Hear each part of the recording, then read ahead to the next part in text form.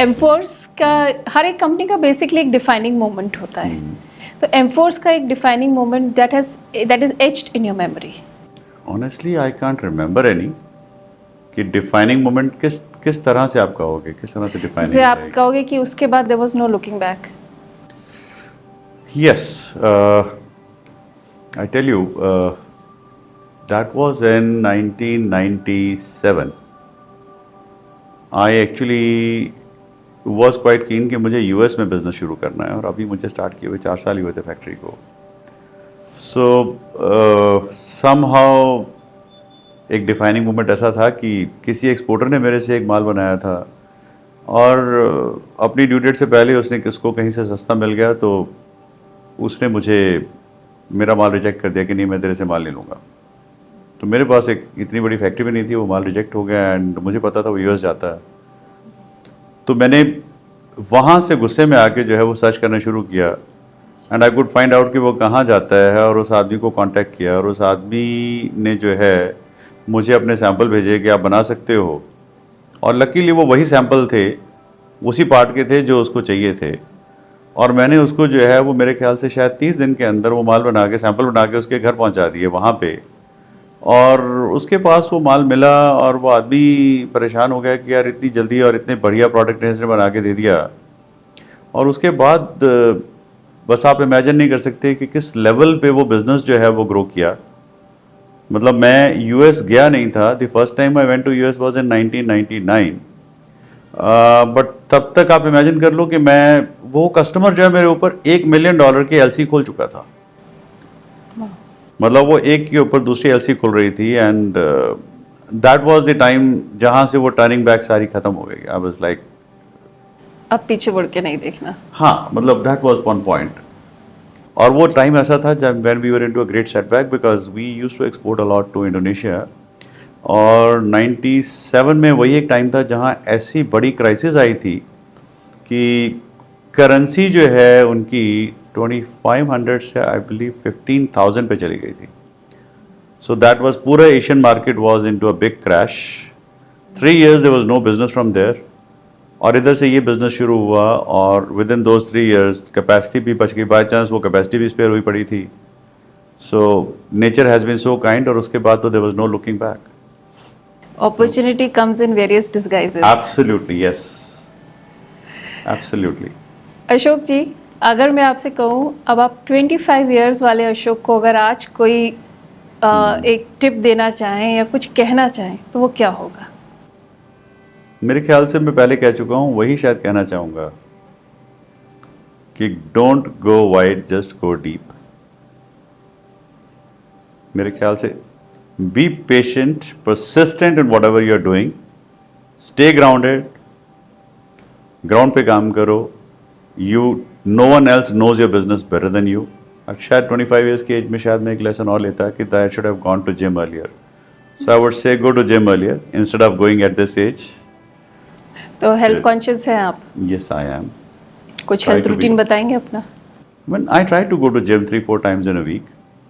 So, but of course, in those days I was not that regular with the gymming and all that. So that's been there. But yes, of course, साथ साथ में health भी priority रखनी चाहिए। it is definitely yes. And I think you have your dinner also early. Yes, I do. क्योंकि हम जब zoom meet कर रहे थे तो आपने कहा था it was an early call and you had your dinner. The moment I come back from office, the dinner is ready. So that's basically a routine. So my wife knows that what time I'm coming. So the moment I'm coming, so table is ready. That's a standard practice. That's nice. ये तो हो गई health की बात अशोक जी। हमारी conversation में बार बार जिक्र आया आपकी फैमिली का, चाहे आपके ब्रदर्स हों, आपकी वाइफ हो या आपके चिल्ड्रन हो। फैमिली सपोर्ट कितना ज़रूरी होता है एक सक्सेसफुल बिजनेस के लिए? मुझे ऐसा लगता है कि अगर आपके पास एक अच्छी फैमिली नहीं है ना, आप फेलियर के बहुत बड़े चांसेस हैं आपकी लाइफ में। आप जितने डिस्टर्ब्ड हो उतने ही आप फेल होगे। So family support in all respect, जहाँ जहाँ जिस जिस को मिलेगी वो उतना ज़्यादा सक्सेसफुल होगा, अगर इन नटशल अगर आप मेरे से पूछें तो। कभी ऐसा लगा कि नहीं अब नहीं हो पाएगा, और फिर फैमिली सपोर्ट ऐसा मिला कि अब तो सब कर जाएंगे? ऐसा याद तो नहीं है, बट मैं इसके दूसरी तरफ से अगर देखूं तो हाँ, ऑफ कोर्स मैं अगर बाकी दुनिया में देखता हूं तो मैं देखता हूं कि बहुत सारे लोग जो सक्सीड नहीं कर पा रहे या फेल हो जाते हैं, तो बेसिकली उनके अंदर एक बहुत बड़ा प्रॉब्लम रहता है फैमिली की सपोर्ट का, कि फैमिली के डिस्टर्बेंस जो है वो उनको आगे ग्रो नहीं करने देती।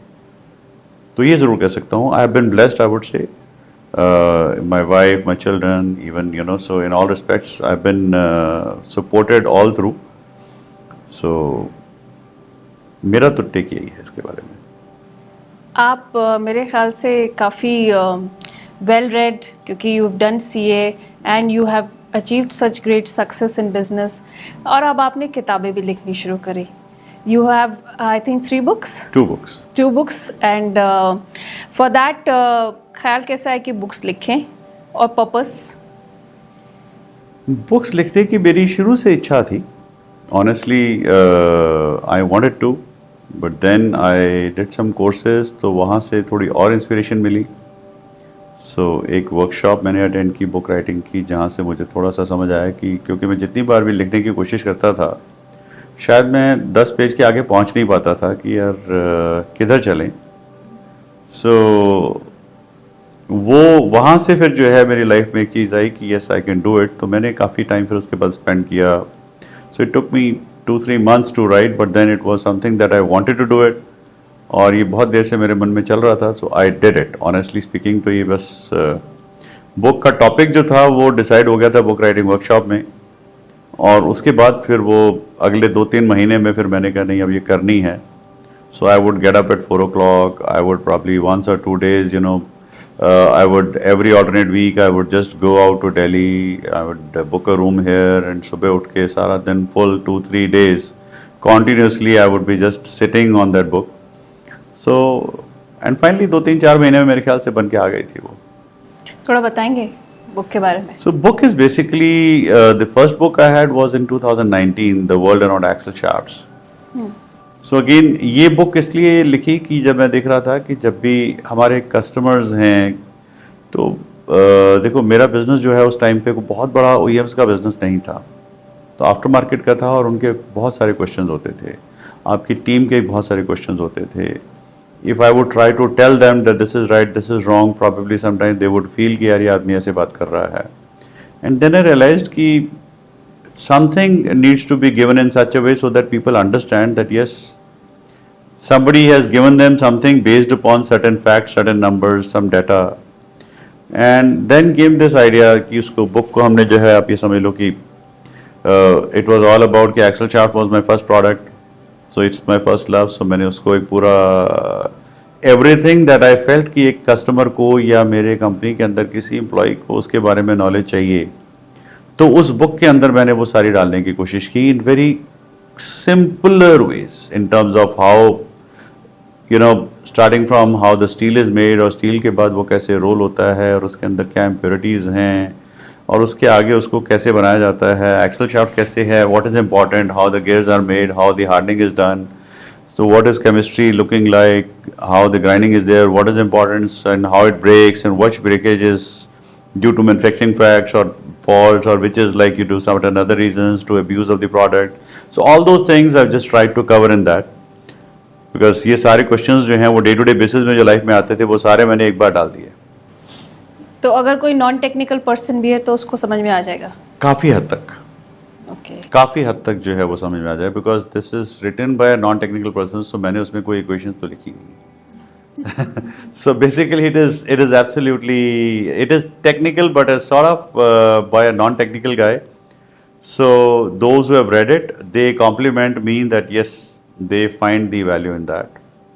इनफैक्ट जो दूसरी बुक मैंने लिखी थी, this was inspired by, you know, again I was attending some classes, and our coach was saying that okay, you need to write a book, and whenever I was writing, whatever I was writing, I was not feeling convinced that okay, starting off, some starting point and all that. And somehow at one time he had told me that Ashok, you must read this book. What was that cheese? Something, you know, Who Moved My Cheese? So he says, you must read this. And I read it at one time, and then somehow I said, my coach has told me to read this book. So I took it to my heart, and somehow I said, okay, let me now convert this. And then I had almost completed, all this basic chapters that what I wanted to write in some other book that was being discussed. And I said, look, sir, I'm not really enjoying it. So then what do you want to do? I said, I want to write a book based upon Who Moved My Cheese. I said, that's a very difficult thing, and this is something to be done by people who are very, those who are learned authors and all that. So, and again, as I said, वो कीड़ा है एक challenge आ गया mind में कि यार ऐसा क्या है उसके अंदर जो मेरे अंदर नहीं है नहीं कर सकता. सो उसी दिन फिर मैंने डिसाइड किया, मैंने कहा ठीक है, I kept quiet. But then after 1 week, I wrote to my coach, and I gave him, I created first chapter and created the book, Who Doubled My Profit. And I told him, I said, sir, I know you told me not to go for it, and it is going to be difficult, but I said, why not really do something which is difficult? So I've decided to scrap what I had written, and this is what I'm going to do now. So who doubled your profit? It's Who Doubled My Profit is something that you need to understand, because this is something, where it's a thing on the same line. So what I did is I basically picked up that tone, and through that tone, basically, it was again for my customers, where we wanted to convert how we at Amphoes, without naming Amphoes, as it was, that rat and all that in that story. So same way here, it was like Ash, and then somebody, different customers were given different names, which those customers understood, but others would not. And I created some stories in terms of, that how we have actually helped double their profits. So the thought was very clear that when you're working with us, we help you double your profit. We do everything that will double your profit, and that's a promise that we give to our customers or to anyone who works with us, whether he is our supplier or whether he is our investor. So in fact, this book was released on the day, this IPO was listed. And just imagine the destiny. Our stock opened at exact double price. Oh, wow. The first opening price was just double. Wow. ये तो मेरे ख्याल से किसी भी IPO listing वाला सपना होता है, और जिन्होंने इन्वेस्ट किया होता है उनका भी होता है. Absolutely. But चलो वो तो nothing in our hand, but everything worked through. But yes, of course, the idea is I'm honestly a very customer-centric person. I tell my employees that I die for my customers. So whatever I do, मुझे तो मतलब my customer has to be happy, and I never count pennies when I have to see my customer happy.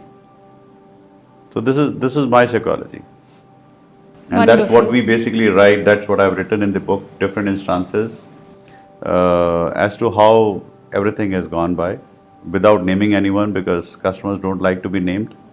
So we maintain their sanctity, their privacy, at the same time conveyed this message how we are doing all this. Wonderful, wonderful. What a wonderful journey and this thing. No, thank अब you. Ashok जी एक छोटा सा rapid fire हो जाए. चलो ये भी हो जाए. अब आप इतने अच्छे स्पोर्ट है तो हम ये भी फायदा उठा लेते हैं. जरूर. कॉफी और चाय? बाहर कॉफी, घर पे चाय. Good balance. एक टूल ऐसा आपकी फैक्ट्री का जिसके बिना नहीं हो सकता कोई काम? Vernier caliper. Vernier caliper is one tool जहां हमारी इंडस्ट्री में कुछ नहीं हो सकता, बिकॉज एक्यूरेसी लेनी सबसे पहली चीज वर्नियर कैलिपर है. गुड. एक ड्रीम कार जो अभी भी ड्रीम में है? अभी भी ड्रीम में है. नियर ड्रीम में तो लेक्सस एलएम है, और लॉन्ग टर्म ड्रीम की बात करूं तो रोल्स रॉयस है. वाओ. एक वर्ड में अगर आप एमफोर्स का फ्यूचर डिस्क्राइब करें तो? Unstoppable. Biggest myth about manufacturing? It's boring, it's dirty, but actually it is not, it's creative. Very good way to describe it. एक ऐसी अनयूजुअल कस्टमर रिक्वेस्ट जो आपको मिली हो। बिल्कुल लाइक कि मुझे एक्सेल चाहिए जो टूटता नहीं हो। मैंने कहा भाई मेरी दुकान कैसे चलेगी। टूटेगा बट ऑफ कोर्स बाकियों के बाद टूटेगा, मेरा सबसे पहले नहीं टूटेगा। अगर एक 10 साल के बच्चे को आप बताएं कि एमफोर्स क्या है तो कैसे बताएंगे? ये बड़ा मुश्किल है। मैं उसे ये कहूँगा कि हम ऐसी छुपी हुई हड्डियां बनाते हैं जो गाड़ी के इंजन से व्हील्स तक जो पावर लेके जाती हैं, उनको वो पावर देती हैं। और अगर ये हड्डियां कमज़ोर हो जाएं या कुछ भी टूट जाए तो गाड़ी आगे नहीं मूव कर सकती। Nice. अब समझिए 2040 चल रहा है और एमफोर्स के ऊपर एक नेटफ्लिक्स डॉक्यूमेंट्री बन रही है, तो उस डॉक्यूमेंट्री का टाइटल क्या होगा? पहले तो एक मज़ा आ गया आपकी बात सुन के, ये तो बनानी पड़ेगी अब। अब टाइटल सोचा जाए इसका। जी। सो टाइटल आपकी बात से पिक करते हैं। I think from Patiala to Detroit the MForce drive. Drive काफी रफ्तार वाली होने वाली है। Yes it is, has to be, it's unstoppable. Ashok ji का पैशन एमफोर्स के अलावा क्या है? खाली वक्त में क्या पसंद है? खाली वक्त में ऑनेस्टली अगर मैं कुछ नहीं कर रहा, मे बी समटाइम्स टीवी, और I love bathroom singing if you really ask me. Bathroom singing या सिंगिंग? आई डोंट नो, अब सिंगिंग उसको कहो ना कहो, मतलब बट मुझे लगता है कि मैं सबसे ज़्यादा गाने बाथरूम में ही सुनता हूँ। चलिए कुछ हमारे लिए गुनगुना दीजिए, डीआरएस इनसाइट्स के दर्शकों के लिए और अपने कस्टमर्स के लिए। मेरा एक फेवरेट है ये गाना, चलो छोटा सा, मैंने अभी कुछ दिन पहले भी गाया, छोटा सा वैसे ही किसी के लिए 2 लाइन, तो वो 2 लाइन जो मुझे लगता है कि बहुत एप्ट है और सच है दर्शकों के लिए, हमारे कस्टमर्स के लिए, हमारे इन्वेस्टर्स के लिए। तुम जो मिल गए हो तो ये लगता है ये जहां मिल गया। एक भटके हुए राही को कारवां मिल गया, ये जहां मिल गया। वंडरफुल। इसको हम बाथरूम सिंगिंग की कैटेगरी में नहीं रखेंगे बिल्कुल भी। गाता बाथरूम में हूँ। वेल अब आप कह रहे हैं ना, एक नया चैलेंज भी आपको मिल सकता है इसके बाद। यस ऑफ कोर्स, डॉक्यूमेंट्री है ना। हाँ बिल्कुल बिल्कुल। अशोक जी आज आपने वक्त निकाला, आप हमारे शो पर आए, इसके लिए थैंक यू सो मच। आपका विजन, आपकी जर्नी, आपका इंस्पिरेशन, ये इंस्पिरेशनल जर्नी है जो आई थिंक हमारे व्यूअर्स ही नहीं, जो भी बडिंग एंटरप्रेन्योर्स हैं, जो अपना बिजनेस करना चाहते हैं, स्टार्टअप्स करना चाहते हैं, उनके लिए एक बहुत ही इंस्पायरिंग जर्नी है। Thank you so much for coming on DRS Insights today. Thank you so much, Neha ji. It's indeed a pleasure coming here, and I love to inspire children. I love to inspire these young children that whatever they do, they must, and I keep mentoring them wherever they come to me. So thank you so much. If I could be any help. Thank you. Pleasure, ma'am.